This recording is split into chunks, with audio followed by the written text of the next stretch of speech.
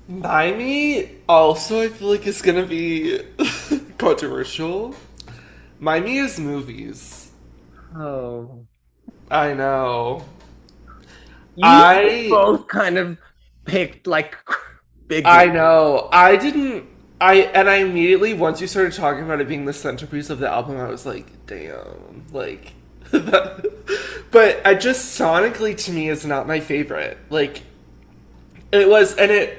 I listened to it in a very similar way that Maria did, where like you kind, or maybe you just suggested it, but like you were listening to it like over and over and over again, right? Like because it is a little shorter, and I felt every time I listened to it over and over, that would be the it would be in movies where I was like a little sonically like, okay, what song is this one? Because this is the one that I'm like not as interested in. Mm. Um, and maybe just because I mean, to me, it feels like an outlier. Um, maybe that's It's why. interesting. I It think also doesn't have like traditional song structure in a Yeah, way. both of you I think picked like the two songs that are most different from the rest of the album. Like I yeah, think those two are the ones that are the most unlike everything else. Yeah. yeah, That's actually pretty interesting, I think. yeah. A little nut. But no, I mean, it's not a bad song. Like this whole album is like perfection. But if I that it's definitely the one where I could sense my senses going, maybe not this one. Okay, cool. Well, I feel like I maybe cheated because I did do one of the instrumental songs. Oh, However, I have like an actual reason that's not just it's an instrumental track. So there's two instrumental tracks. There's Nearer to Thee, which I talked about in my little like intro, but there's also Titanic Rising. So technically the title track, and it comes after Something to Believe and Movies. Now, Nearer to Thee, I love. I think that it earns its place completely. I really like the like you know, Picture Me Better just feels like such like an moment of emotional catharsis. And like it feels the way that I interpret it, it's this like real moment of vulnerability on the album. And I like that like it's just kind of washed away by this return to this like musical theme that opened the record, but like it kind of like almost sounds like it's drowning. And then the connection obviously with the Titanic thing is super cool. I like don't like Titanic Rising, the instrumental track that's the title track. And I think so much of it kind of related to what you guys were talking about. I hate where it's placed on the record.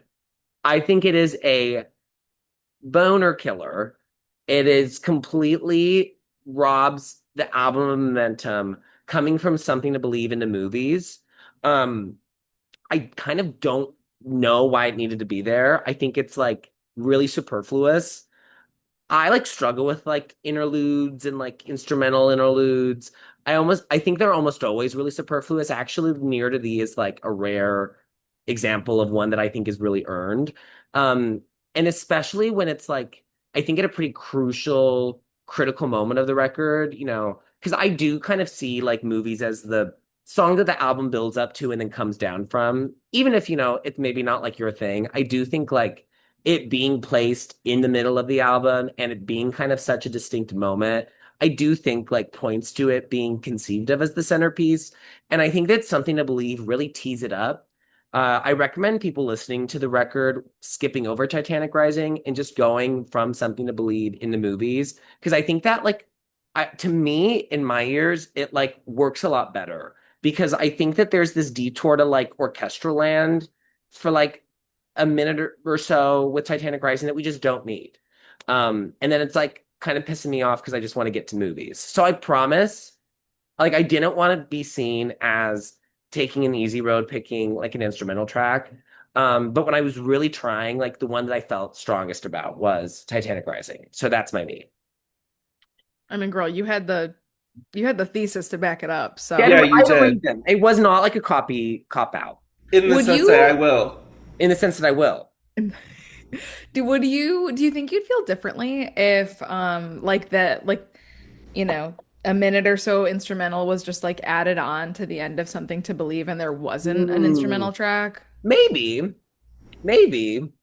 Yeah, or even like maybe the instrumental split in half and like half of it's in Something to Believe and half of Yeah, it's I think movies. I also think maybe if there was like, because I really listened specifically today to be like, maybe I just never heard this. If it was like a kind of what you're talking about, like an Dear Jesse into Oh Father type of a situation where like the outro of Dear Jesse like fuses and like plays into the intro of Oh Father. It all comes back to Dear Jesse. No, but I know exactly what you're talking about. I know Because exactly. that's a complete gag. The way And that you're the and we three are the only people who would get that reference. well, and Kelly Mantle, because Kelly Mantle said that the And Madonna song yes. that she is. Wait, I'm so gagged. If it could only be like Dear Jesse into Oh, Ofana. Father. But like in the sense that you know what I mean. That But like, do you is guys so actually know what I legendary. mean? Because like that, like the intro like decays into Oh Father, and like it goes directly into it. And so I think if Oh, like maybe there was more of like a transition, I uh-huh. think I could be on board with it because I love a transition, of course. We Yeah. all love a tight screw. We all love a good transition. If I Um, were a Madonna song, I would be Dear Jessie. Pink Pink elephants and elephants and lemonade. lemonade. So good. So good. Girl, I can't believe none of us have chosen Dear Jesse as our hot track. Because it's kind of implied always hot track. Like Yeah. the way that Who's the Clown is always the implied album that we're doing, Your Jesse's always the Do implied hot you track. think that Dear Jesse could potentially be on the Confessions 2 tour set list? I mean, Anything could happen. kind of shocked she didn't do Dear Jessie at Times Square. I actually don't know if she's ever performed it live. Stop. Well, Stop! wait. No, because she did it at the Modern Life tour. If you know, you know. Please reference Wait, our Madonna I setlist think you extravaganza. said one of the quotes you said when you were introducing Dear Jesse. I think you go, and of course, she then sings Dear Jesse. Yeah, And you did say you said, obviously and then next of is Dear course. Jessie. Yeah, so it looks like she's never sang it live. Oh my God. It's never been included in any set list. It's never was like a promotional moment. What a shame. Yeah. Whoa. Can you There's imagine if there was a Dear Jessie music video? girl acid trip. Pink elephants and lemons. Can you imagine if you, oh my God. And now it's like, can you imagine if like a Prayer was a visual album and it's like all, it's like music videos and it's like they all create a movie? Can Madonna make that Could you now? imagine acts of contrition with her at heaven screaming? What do you mean it's not in the computer? What do you mean it's not at the computer? Oh, stop. So Only the three of us could stop a serious conversation about indie pop diva Weyes Blood to talk about Dear Jessie. honestly, I kind of would be here for a Like a Prayer cover album by Weyes Blood. Whoa. I That actually would think be if anybody so could do good. it, she could do it. I need to hear her sing Oh Father. I think Weyes honestly, Blood Dear Jessie opens into Oh up. Father would be gaggy. Weyes Blood opens for the Confessions 2 tour. Yes. You can. But only does a set list of songs that Madonna doesn't sing on If that the tour. happened, Madonna would have both the Bushwick gays and the Hell Kitchen gays coming for her. Every kind of homosexual would be present.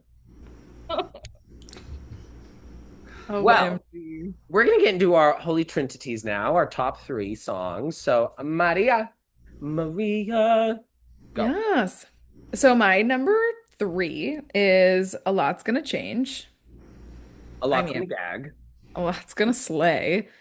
Album opener of, I mean, the time. It's so good. My number two is Mirror Forever. Gaggy gag. Yeah, I love the song. I love the like Garden of Eden imagery. I love how sinister the lyrics are. Like it's just so good.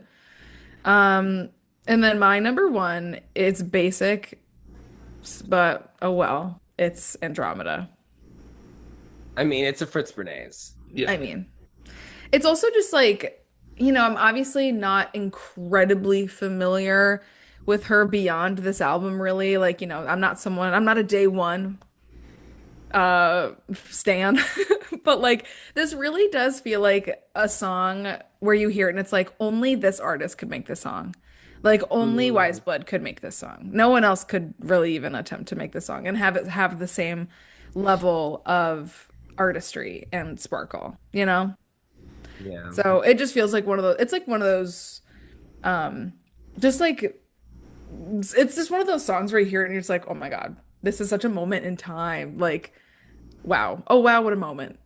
Oh So wow, what a moment. yeah. It's a So standout. It's that's a my top standout three. moment that fans still talk about.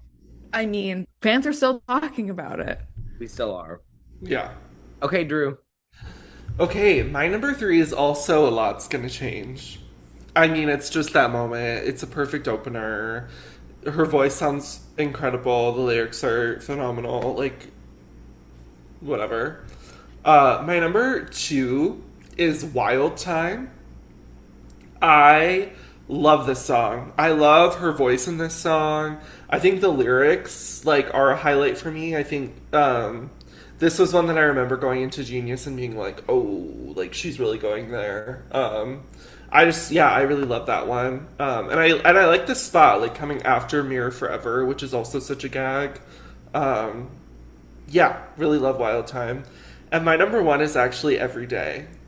Um, I there's kind of no words for this one. The lyric that Levi has already, of course, mentioned, the true love Love is making a is comeback. making a comeback. Only half of us, the rest just feel. I was just throwing ass. Yeah, I mean, yeah, it's just such a gag. Me and Scarlett at Wise Blood Night, throwing ass and doing poppers to every day. I mean, there's a chance for Dear Jesse though coming up. So Imagine if we go, if they play Dear Jesse, I will buy everybody in the bar fireball shots.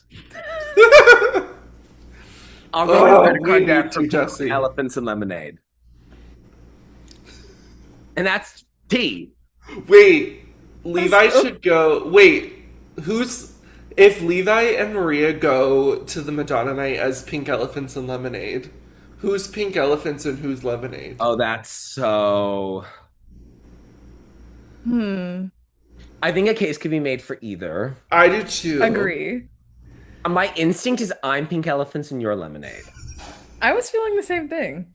I think that is. I could see the Wait, argument their for picture either. of the night is Pink Elephants and Lemonade. Stop. Can they get us on the creative team now? We, if we, you know how like sometimes like just randos come in and like guest host things.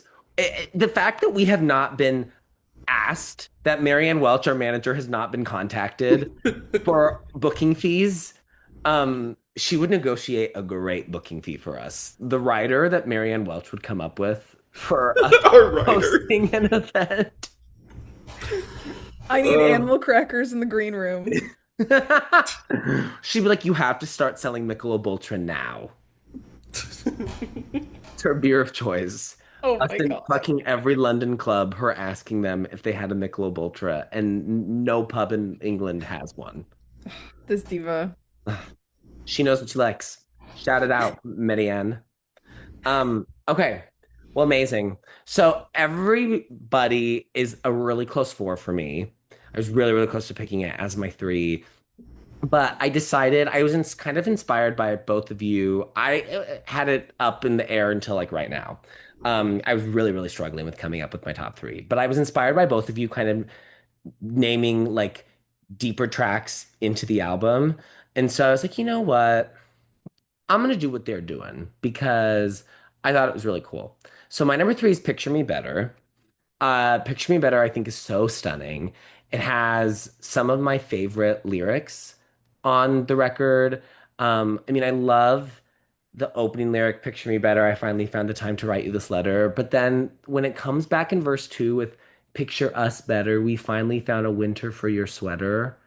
I love that lyric. And it kind of reminds me of the sweater lyric, Indoor by Caroline Polachek. Because I'm just another girl in a sweater, you know? Stop. Oh my God. So to me, these songs are kind of like related a little bit. Girl. Oh, that But I haven't listened to that song forever. I'm gonna probably listen to it like a billion times tomorrow. Girl, you should do that next. oh, Bang. Pang, Oh, Pang. Pang could do it. Doo-doo. Me when I open a door to another door to another door.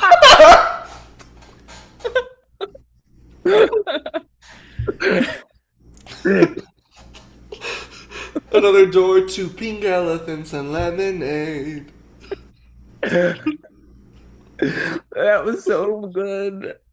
That actually reminds me, I got really close to text you guys randomly today, maybe in like my like feverish hallucination. The lyrics from I Feel So Free that sometimes I like to hide in the shadows with the caption, me when I sometimes like to hide in the shadows. Wait, me hiding in the shadows be like, The they don't know sometimes I I'm like even to hide in they the don't know that I'm shadows. hiding in the shadows. Also me. Sometimes I like to just hide in the shadows. Create a new You know persona. that I love that that's the second line on the album. Like, It's so good. oh Thank my you. gosh. I'm sorry. I'm still so gagged that like you're not interacting with the film like at all. It's But been like I'm real. excited. It makes me excited because I'm also like, I cannot believe I've heard new Madonna songs that Levi has not even heard I've yet. heard like I've heard a little snippets. I think I've actually like all three of the new songs. Yeah. But I'm just like I know myself and I just like love the experience of listening to the full body of work in Right. full. And like this is my first Madonna album as like a full crazy rabid stan. So I need to savor every moment because girl, she's not well, I was gonna say she's not getting any younger, but actually she's the youngest person ever born. So actually, what am I talking about? Right. I've seen like fetuses that are chopped unks compared to Madonna. So Oh my God. Wait, okay, so yeah. What number in your Holy Trinity are you at? I think we need I to go don't know. back to that. Sorry, I feel like I'm distracting everyone. No, I Um, sorry, I keep derailing. You're at two, I think. You're at yeah. So two? my number two is a lot's gonna change. I mean, it's I mean, put your hearts up. like, girl, the paws are up. Everybody better be jumping.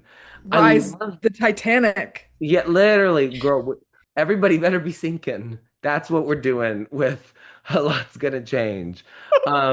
I love the build of the song and I love the outro, the let me change my words, show me where it hurts. The melody's gorgeous, lyrics gorgeous, everything's gorgeous. And my number one may be basic like you, Maria, but girl, Andromeda is a big wide open galaxy. I mean, That's one of those lyrics that like sometimes I'm just like going about my day, everything's fine, and then I just remember that like Andromeda's a big wide open galaxy with nothing in it for me. And then I'm like, actually, I'm not okay anymore. when you ruin your own day. When I ruin my own day by remembering that Andromeda's a big wide open galaxy and that I like to sometimes hide in the shadows, like, I mean, that's what happens. And I the only mean, way to get back on course is to remember that somewhere in the world there are pink elephants and lemonade. And that's the only way that we can get better. classic. I mean, those are words to live by. I mean, Yeah. yeah, Well, actually, Gandhi, that was a quote from Gandhi. right. Forgot that. Yeah, that was their Forgot slogan. that Madonna wasn't the one who wrote Pink Elephants and Lemonade. No, it was Buddha speaking through her. So now we I know. mean, Okay. Should we open up this utensil drawer? yes. Yes. Get the gaggery going. Hey, Drew Fork, what are you giving to the Rising Titanic? I'm giving Miss Weyes Blood a 9.1. Okay, that's I one. really like this. I'm so happy you Um, liked it. yeah, it's such a gag for me. I think the only reason that it's not maybe like it high dimes is just because I'm still kind of digesting it. And I Totally. don't want to like go too high. But no, I mean, I have no complaints with this. I just don't know how much of a lasting impact I will have with it. So I want to be a little modest with my score. But no, it's really great. Oh, gag. Okay, Maria Spoon, scoop it up. Yeah, well, basically for like all of the same things that Drew said, I'm going to give this a 9. Oh my God. No, yeah, I feel very similar of I don't really have a ton of notes for this. I think the entire thing is spectacular, but I'm also like I'm comfortable with it just bordering on like what I would consider like my favorite albums like ever, which are like scattered throughout. the 9 Yeah. rating scale, you know? So, Well, I think just because I've known the album longer than you guys, I am a little higher, but like not that far off. I'm gonna go in at a 9.5. Because again, like really the only thing that I could possibly, it's such a nitpick, and it's that Titanic Rising thing. Because I really think there's just like kind of no notes to be given. I mean, It's also hard when you have Dear Jesse into Oh Father to totally. base it To off of. to make that comparison, nothing is gonna be that. But Miss Mering did her thing. Yeah. She I did mean, her it's such damn a thing. gag. It is such a gag. It is a complete, fully realized. I think it's the most fully realized version of this idea. And like Yeah. what Yeah. this record could have been. I don't think there's any world where like it's like better executed than what we got. Yeah. And so yeah, it's a 9.5 for me. Also the follow-up album is also really, really great. It's really wonderful and has kind of like a warmer, like kind of more romantic vibe to it. So definitely recommend that. There's also like some actual songs about like kind of COVID anxiety. The opening track, It's Not Me, It's Everybody. That's like about like being at a party post-COVID and being like, what the fuck is happening? Okay, so we got a 9.1, a 9, and a 9.5. So that's bringing us up at a 9.2. Tea. what? All in the nines. She joins the club of the, hoes that 9 and above is Pop what we'll Girlies say. acclaim. I mean, Yeah, it's Pop I Girlies mean, acclaim. Best new music from Pop Girlies. eh, So, okay. Amazing. Well, so happy we got to talk about it. yes. Um, Drew, what's happening next week? so next week, kind of going off of this Weyes Blood gig, we will be doing, of course, on the ground reporting, as your favorite pop girlies are known for. As you're well. And we will be doing Miss Rodrigo's newest album, You Seem Pretty Sad for a Girl So in Love. Oh, I'm so excited. I am Me too. I'm too. very excited. Girl, I have been gagging the house down boots at the fucking Cure and begged. And Yeah. honestly, I've kind of been getting it a drop dead too. Thank God! I low key highly expect this to be like my favorite Olivia album.